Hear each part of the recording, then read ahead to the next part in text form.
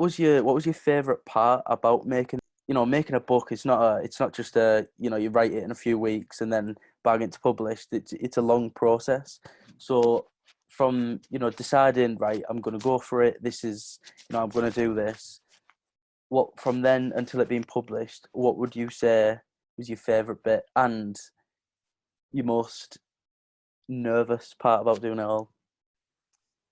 Um, I think my favourite part was probably near the start, kind of like speaking to people and kind of like the sort of like research sort of phase, because it's the first book that I've ever written. So I kind of went in there with no sort of template for how I should do it or any kind of, I'm sure like you'd speak to authors who have written like 10 books, 20 books or whatever. And they're the kind of people who they're like, right, this is how I do it. I'm going to spend this long doing this amount of research and I'm going to do this and then I'm going to do this. And I Very just intricate. know I was just blagging it really. It's Yeah, it's basically what I'm trying to say. yeah, So basically after having gone down a YouTube rabbit hole of looking at various highlights and that sort of thing, it was just kind of like getting in touch with people that I know or people that I know of sort of thing who were around at the time, like in the club and covering the club and that sort of thing.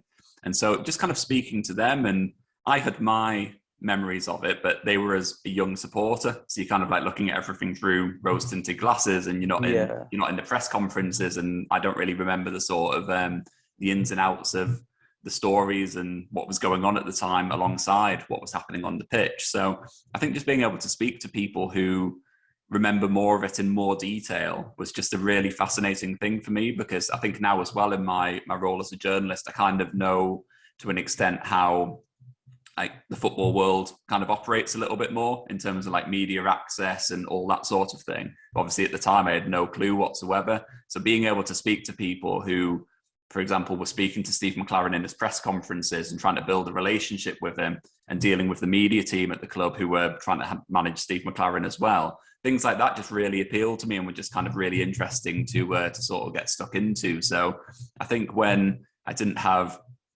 much of a plan in terms of how the book was going to be structured or anything like that, that was just a really good period of time just to kind of like throw myself into it and almost just kind of see what comes up. Like I didn't really know what story, like, I mean, everyone knows the story in terms of what happened on the pitch, and everyone knows about the Carling Cup final, and everyone knows about Basel and Steaua Bucharest and going to Eindhoven and those sorts of things.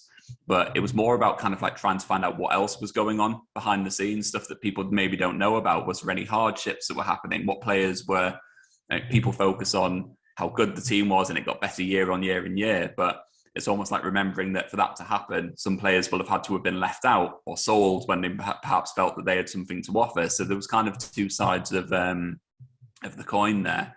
And yeah, I think just being able to speak to people and kind of like learn a little bit more about that and then shape the book around the information that I sort of learned was really, like really exciting, really. And to answer the other part about the stuff that I kind of found hardest, it's probably quite a boring sort of part, but I think when you get to the end of the deadline for kind of like sending off like the full text of the book, it was all written and everything like that, but it was proofreading it and doing stuff like that, which was just not because I feel like there was a huge amount that needed changing, but it's the kind of thing where you're just going to go over it and over it and over it. And like, even though it was like, all right, it needs to get sent off in like 4 days. It was like, I'm just going to go through it one more time just to see if I can find one more spelling mistake or something that I've done wrong. And I went through it numerous times, and my wife, she went through it as well, and like proofread it and everything. But it's just that sort of thing where